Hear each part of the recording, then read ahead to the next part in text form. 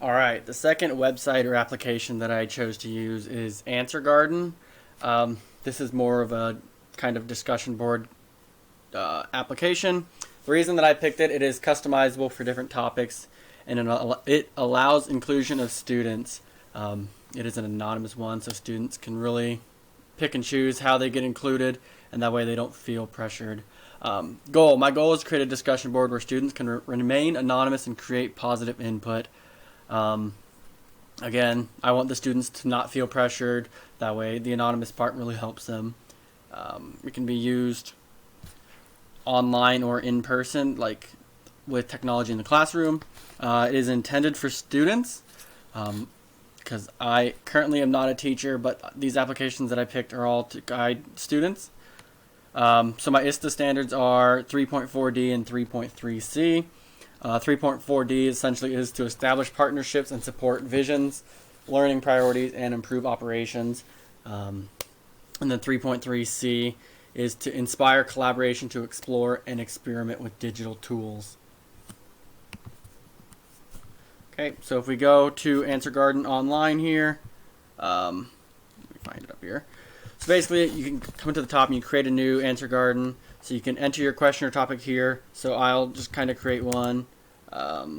School subjects will be favorites. And then basically you can go down here and you can change how it works. Classroom mode, students can submit unlimited number of times, but only may submit each answer once. Brainstorm unlimited amounts of any answer. Moderator is it has to go, they can submit, and then it has to come to you for approval. And then you can lock it to where they can't submit anymore.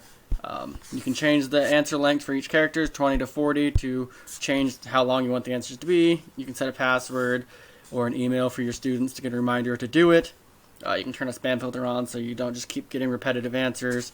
You can make it lowercase, uppercase, or however they type it, they type it. And then you can set how long it's available to be seen. The way that it works is if students say my favorite subject, I'm going to do math, then it should pop up on the board. Then we'll do English. It'll also pop on the board. So then you can really see who's all doing what subjects are really the favorites. So if you say math a second time, math will get bigger than English. So it's showing a kind of general response to where you can see progression on which answer is the most popular.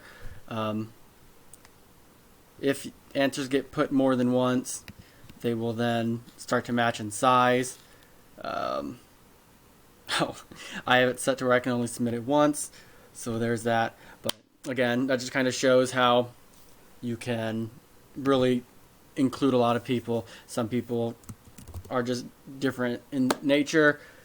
Like I said, the anonymous thing really allows them to